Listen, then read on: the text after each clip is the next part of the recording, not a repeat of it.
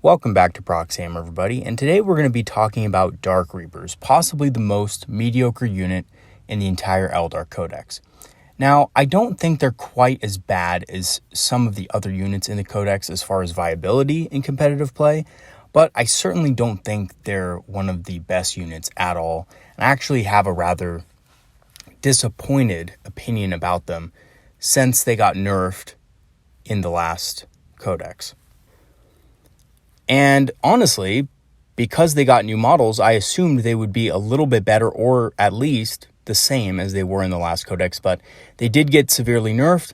And I think this had to do with the amount of spam that people were using Dark Reapers in competitive play. But to be honest with you, it was our only chance, back then at least, of having a viable, heavy anti-infantry killing unit. So seeing the nerf this Codex kind of sucked. But I will say, though, I do like Dark Reapers, and for those of you out there who love the Dark Reapers, got the new Dark Reaper kit and everything, and are just hoping that there is a decent way to use this unit to make them at least a little bit effective so they can make up their points every game and be consistent, then I'm glad to tell you that I'm trying to make this video in order to bring some light to the Dark Reapers, so to speak, and let you guys know about a couple different ways in which you can use the Dark Reapers to perform consistently in games that revolve around objective style play, like the match play missions in Nephilim, for example. And we're going to be talking a little bit about that and just some of the best ways to run Dark Reapers currently to get the most out of them. So what we're going to be doing in this video is we're going to be looking at the stats, weapons, and special rules of Dark Reapers. We're going to be taking a deep look at the Exarch powers and which ones are worth taking. The Dark Reaper's strengths and weaknesses, of course, of which they have a lot of weaknesses. We're going to be also looking at which Craftworlds Dark Reapers work well in and get some bonuses from. And lastly, we're going to be looking at two of the most effective ways of building Dark Reapers. So as for their stats go, they have less movement than normal aspect warriors at movement 6, which is kind of a shame because they don't really have any other bonuses aside from that. They're pretty average aside. They don't have extra toughness. They don't have an extra save. So the movement is a little bit off. They only have 6 movement, which doesn't make much of a difference on Dark Reapers because their weapons are such long range, but it does still kind of suck. They're also 30 points a model, which is a pretty steep price to pay, especially since when you compare them to other aspect warrior units, their damage just doesn't match up for the points. And often, Howling Banshees, Striking Scorpions, Dire Avengers all comparatively do more damage than Dark Reapers point for point, and in some cases, actually just straight up do more damage, despite them being much cheaper. And I do think this is one of the major issues with Dark Reapers and why they're not used so much is because of their cost effectiveness. If they were 25 points, even 20 points, I think a lot more people would consider them for a pretty decent long-range damage dealing unit. But enough of the complaining, let's go ahead and look at the Reaper Launcher. So the Reaper Launcher is a decent weapon. It has 2 range profiles, and it has a really strong ranged game. 48 inches will pretty much allow you to hit anything that you need to on the board, except for the most extreme targets in the corners of the board. So its 2 profiles are basically the Star Shot and the Star Swarm. The Star Shot is effective at killing 3 wound infantry and light vehicles. You can definitely put a dent in some of those. And the Star Swarm is effective at taking out your basic 2 wound infantry like Space Marines and stuff like that. Unfortunately, even though this weapon has 2 different profiles and should be good against a large range of targets, I think what really lets these guys down is the AP of their weapons. Now, if anybody remembers the past a little bit, Dark Reapers were one of the primary anti-armor units in our codex, and they always have been. They've always been really good at taking out the armor of infantry, right? Things like Space Marines and stuff like that. But unfortunately, now that is just not the case. Dark Reapers have a really hard time against Space Marines because of the Armor of Contempt changes, and with the changes of cover, Dark Reapers don't naturally ignore cover. So if something is in light cover, getting the benefits of light cover, they're going to have a much more resilience, I should say, against Dark Reaper fire. So the main thing about this profile, pretty decent weapons, just the AP value isn't there. So against the types of enemies that they're supposed to be good against, like Space Marines and stuff like that, such as a battle, by the way, as well, they just don't perform well point for point. And that's really what makes them not a very good unit in general, because they just don't have the AP to get through stuff. Everything's going to get an armor save against them. And unfortunately, when you have units with 3+ armor and so forth, that means that a lot of your firepower just isn't going to hit. Now, as for the Exarch specific weapons, we have the Eldar missile launcher, which is a slightly better version than the Reaper launcher at a higher cost for 5 points. It's only a bit better. It's not miles better. And in fact, you could argue that against some targets, the Sunburst profile is not as good either. And it's a bit more random. The damage is D6 on the Star Shot, and the shots are D6 on the Sunburst. So it's prone to bad rolling or good rolling, depending on your luck. It really just depends on what you want to do with the unit. But in general, I just don't think it's worth even the 5 points, to be honest with you. But let me know in the comments if you find there's a difference between this and the Reaper launcher. I think the Star Shot is pretty much the same. I think the Eldar missile launcher on average does a little bit better. Gets you a 3.5 damage instead of just flat 3. But again, is that really worth the extra points on an already expensive unit? But let me know in the comments if you do like the Eldar missile launcher on the Exarch. I don't think it's terrible. I just think that it's a little bit more random, and it could cost you if you're firing at certain things if you roll bad. For example, if you're shooting at Terminators, 3 wounds is perfect to kill them. But if you roll a 2 on the damage for this Star Shot, you're not going to kill the Terminator with it. So it just depends, and it doesn't have any more AP necessarily, so, you know, you're not really going to be getting through to the targets you want to get through anyway in most cases. Then we have the Tempest Launcher. So the Tempest Launcher is an anti-infantry tech weapon with blast that ignores line of sight. And this used to be the primary weapon back in 5th edition for just destroying infantry squad after infantry squad, turn after turn. However, it's a much reduced version of its former self. It's still very effective at clearing out lighter targets and does decent damage even against mech-style enemies. And I have to say, mathematically, on average, with the right setup of Exarch powers, it actually does a little bit better than the regular Reaper launcher's Star Swarm shot against mech-style enemies. It is more expensive, but because it has the blast keyword, it's better against larger units. And because it can fire out of line of sight, it can be used to hit things from relative safety without having to worry about exposing the Dark Reaper squad to enemy shooting. So I think I bagged on this weapon a little bit at the start of the codex because I just felt that it wasn't that good. But seeing as it has more shots, enemy armor is generally up across the board, I think the Tempest Launcher is actually in a decent place and a little slightly better place than it once was. And lastly, we have the good old Shuriken Cannon. Basically the old classic that they never bothered to get rid of or improve on the Dark Reaper squad at all. It has absolutely no synergy with Dark Reapers, and it's pretty much worse in every single way on a unit that wants to be as far away from enemies as possible. It has low range. Its number of shots isn't enough to basically warrant taking it, and it has generally low AP. Yes, you could get a 6 on it to wound and so forth, but at the end of the day, you're really paying a lot of points for something you can get on Vipers for very cheap. Essentially, almost the same cost, by the way. It's 45 points for a Viper, and it's, well, 30 plus points for the Dark Reaper Exarch, especially if you take the Exarch powers. So more expensive than having just a Viper, pretty much. And it's just really not the greatest weapon on the Dark Reapers. Now, the Dark Reapers do have some Exarch powers that are pretty interesting. Focus Fire is a 15-point upgrade that gives +1 to wound on the Exarch's range attacks. I think this is exceptionally good on the Tempest launcher and things with a lot of shots because you're going to be getting a lot more bang for your buck this way. And the Reaper's Reach allows the unit to move and fire without penalty. This is a little bit better because it essentially allows the Reapers to get out of situations that might give them trouble the next turn and still be effective on the move. But essentially what it boils down to is it boils down to the fact that they're not going to be at -1 to hit.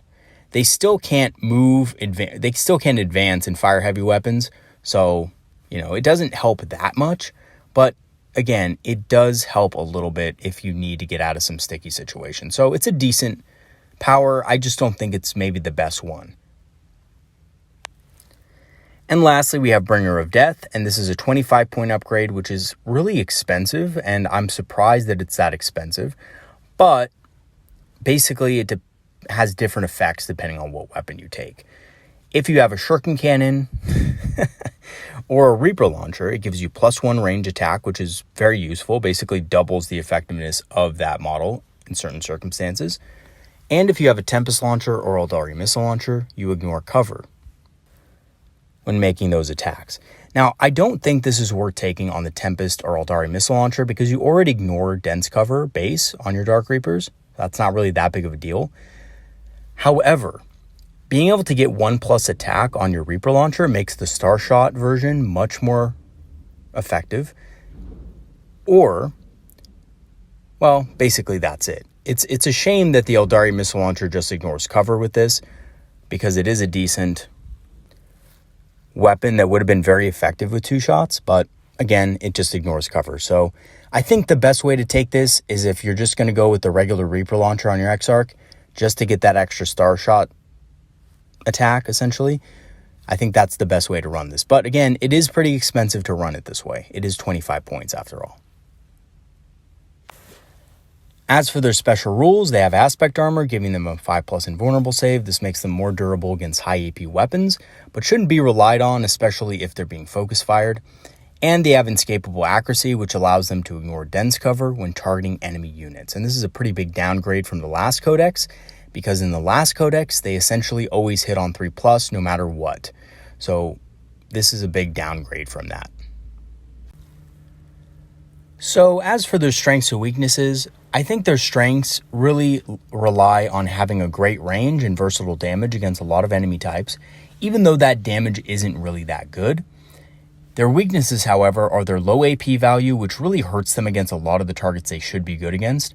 Their low maneuverability, because they have no battle focus and movement 6, which really is not good. If they had battle focus, they'd definitely be a way better unit. And they have fairly low survivability. They don't have any extra defensive buffs other than just having a 3+ save. So not really the best, and they're very easily killed when shot at.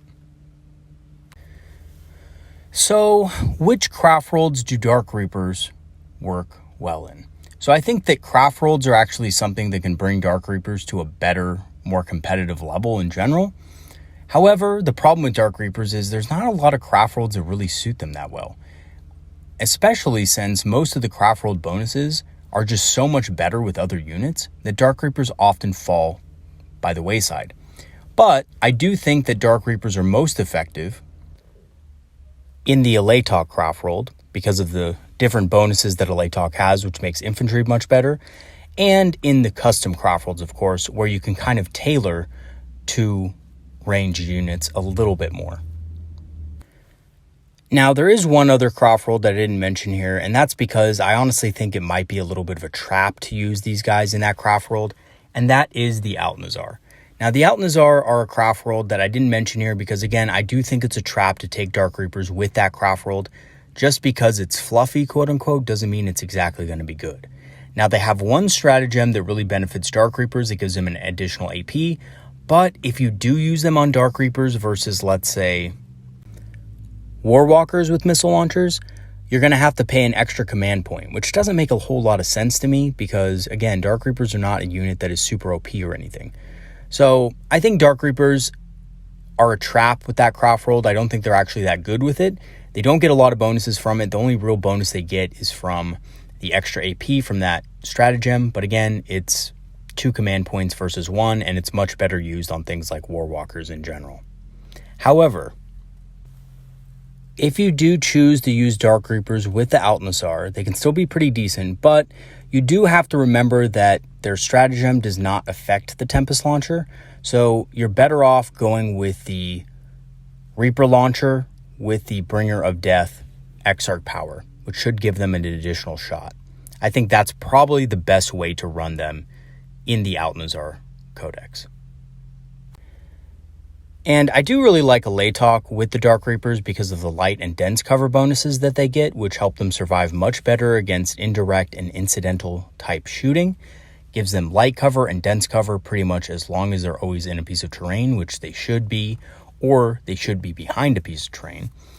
And their movement can never be debuffed, so that already slow 6-inch movement will not be debuffed in any way when moving through dangerous terrain and trying to get out of bad situations. I also think they're pretty good with the custom Craftworlds. Masterful Shots can allow them to ignore light cover when making range attacks, which helps them, again, debuff enemy armor. Swift Strikes allows them to move and shoot without the hit penalty, which is also pretty decent, means you don't have to pay the points for the Exarch power. Hunters of the Ancient Relics gives them objective control while still being able to shoot. Basically means that they can perform actions without, and also shoot without that action failing. And lastly, the Masters of Concealment gives them light cover versus enemy range attacks outside of 12 inches, so this allows them to be a little bit more durable against enemy shooting, just like the Eldar bonuses. Now, I've played these guys a couple times over the last week in more fun lists. Played them once in a alternate Eldar list where instead of another support weapon battery of Shadow Weavers, I used a unit of Dark Reapers with the Tempest Launcher.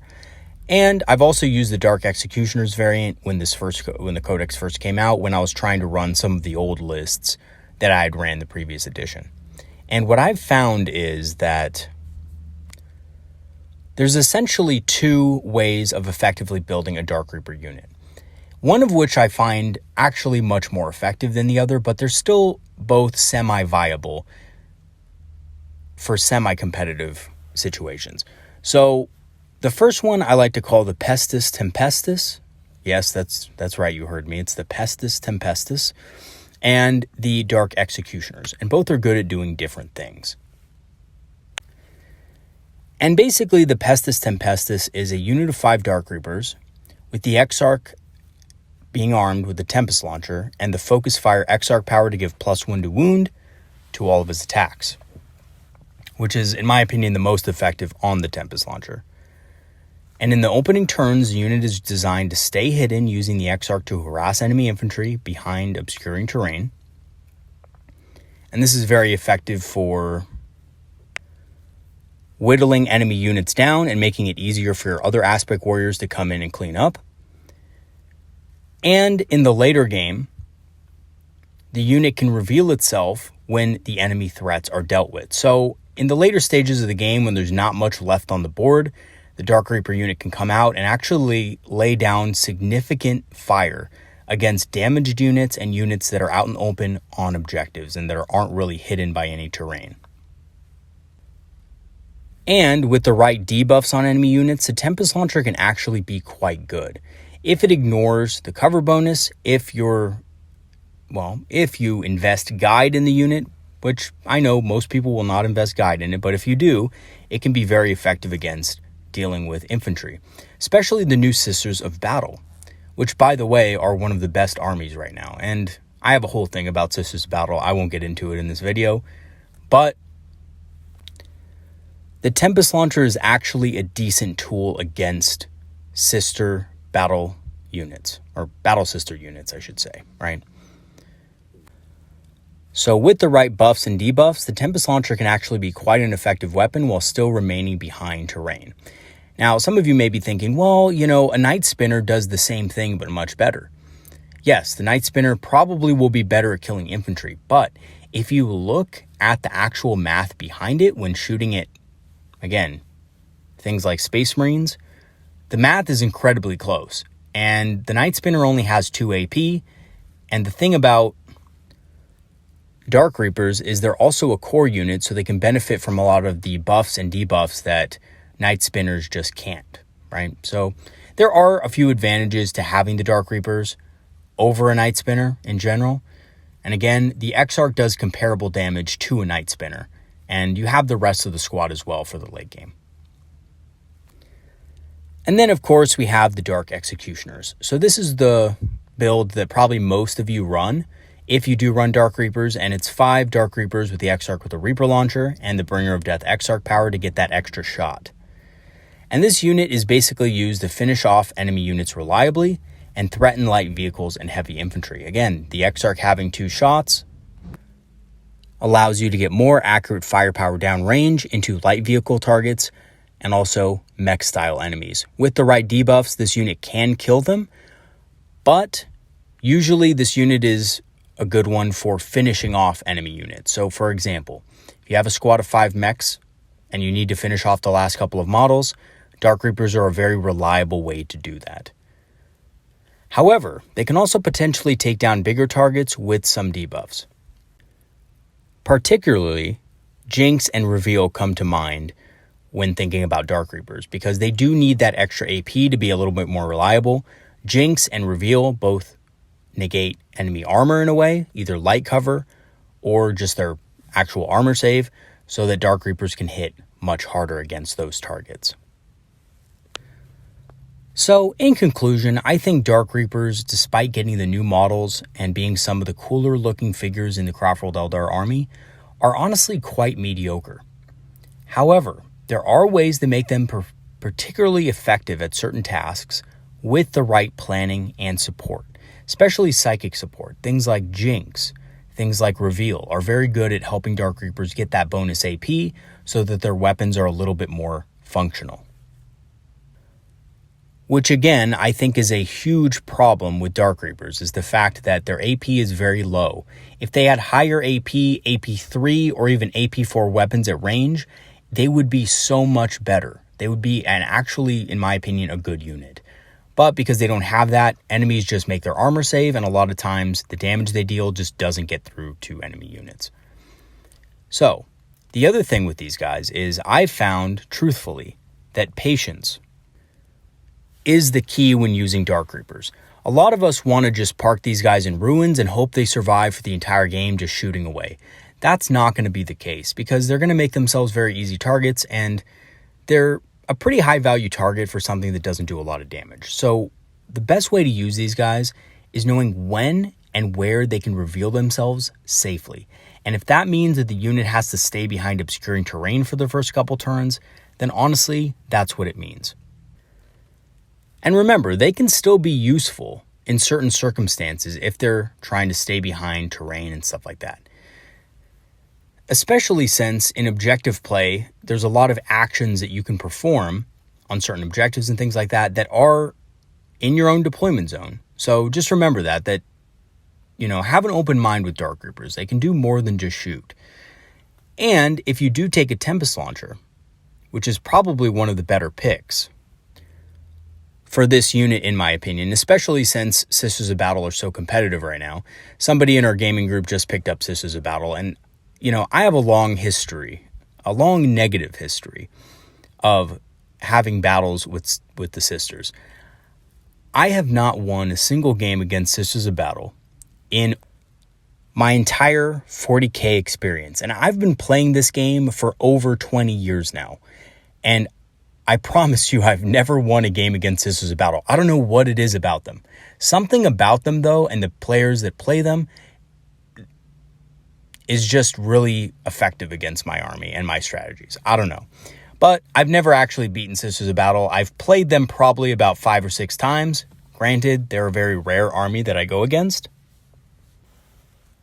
But I'm probably going to be going up against them a lot more because one of the players in our group just picked up a 1,500 point army. So, there's that. And I guess Sisters right now are in that kind of place where they're winning most of the tournaments and having a lot of success in them. And that's great because, to be honest with you, they haven't gotten a lot of attention over the years. And in many ways, they were kind of like the Eldar in that they just really didn't get any new special rules and any new stuff. So I am glad that they're getting more stuff, but I will say this. The Tempest Launcher is actually pretty good against Sisters units because even though the Sisters units have the armor, they don't have the same number of wounds as Space Marine units. They still have 1 wound, so they might have Armor of Contempt and they might be in power armor, but they're still not going to have the durability as Tactical Marines because they just don't have that wound. So the Tempest Launcher is actually pretty effective against most Sisters units. And just the last word about Dark Reapers before I go. I don't advocate that this is the best unit in the Codex at all, but I do think they have a place in some situations. I do think they're a decent unit when used with the following builds that I spoke about in this video. I just don't think they're good in every matchup. There are going to be matchups where Dark Reapers are just going to be useless and you're going to wish you had a Fire Prism or you're going to wish you had some other type of unit. But there are, if you want to have some fun, there are a few ways of bringing these guys into your list and making them effective within your list. And there's no secret to it. It's just that you have to be patient with the unit. You can't expect the unit to be doing a lot from the start of the game.